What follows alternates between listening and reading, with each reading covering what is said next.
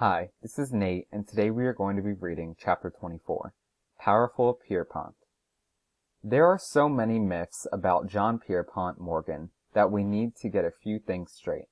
He was not the richest man in America. People just thought he was. Rockefeller and Carnegie were richer. And he was not the most powerful man in America. There were 2 or 3 men who were equally powerful. But he was very rich and very powerful, and vain and arrogant too, which means he was very sure of himself. He was a bit like a regal lion who lords over the whole jungle. The jungle where he was king was the world of business and finance. Morgan was a banker, a money man, and he had the ability to take a confused situation and make it orderly. In the years after the Civil War, the American world of business was very disorderly. J. Pierpont Morgan helped make it efficient. Once, when the U.S. Treasury seemed on the edge of collapse, it didn't have enough gold in reserve to meet its bills, J.P. Morgan loaned the nation $62 million. Another time, the country was facing a financial crisis that might have led to a depression.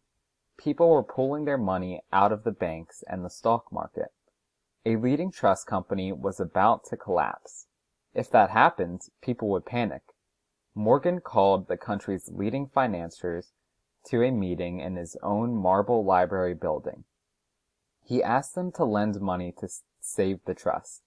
Then he locked the library's doors. He sat and played solitaire, while the bankers paced and argued. Up here we have a picture, and it says, Morgan's eyes reminded the photographer, Edward Steichen, of the headlights of an express train. A young financial reporter, Lincoln Steffens, said, his eyes glared. His great red nose seemed to flash and darken. Then down here we have another picture, and the caption says, Panicked investors who have lost confidence in their banks jammed Wall Street in 1907. Morgan raised millions in loans to save the situation. At 5 in the morning, when the financiers agreed to do as he wished, Morgan unlocked the doors and let them out. The country was saved from financial disaster. Few people dared disagree with J.P. Morgan. He was dignified and very imposing. Besides that, he had integrity. Everyone knew that if Morgan gave his word, you could rely on it. He did not start as a poor boy and work his way to riches. He started at the top. His father was an international banker. Young Pierpont usually got his way. He was smart, with a talent for mathematics and languages. His mind was very orderly. He got a weekly allowance, and he kept a record of every penny he spent. When he grew up, he did the same thing. He was sent to schools in the United States and Switzerland and Germany and became a well-educated man, interested in arts and music. He lived in enormous homes. He had 7 of them. And he also owned a yacht and his own railroad cars. He was an imposing man, vain about his clothes and his looks. His huge bulb-like nose, often red as a strawberry, was bad enough to be considered a medical problem, though he never had a doctor fix it. By the beginning years of the new century, the House of Morgan, the name of J.P.'s bank, could be found in almost every important field of American business.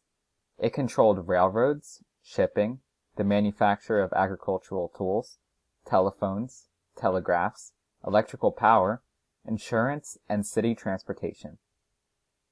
Remember, it was J. Pierpont Morgan who bought Andrew Carnegie's steel company. Then he bought huge metal ore reserves from John D. Rockefeller and founded the U.S. Steel Corporation. It was the nation's first billion-dollar corporation. So up here we have a picture, and it says John Pierpont Morgan on the right, ca. 1900. Then we have another picture, and its caption says, A typical view of Morgan as an all-powerful banker. People thought him the Rockefeller of the financial world. And over here we have a box, and in it it says, when the trustees of Harvard Medical School needed money to expand their school, they went to several rich men. Rockefeller, with his careful, methodical mind, told them it would take him 6 months to study their plans.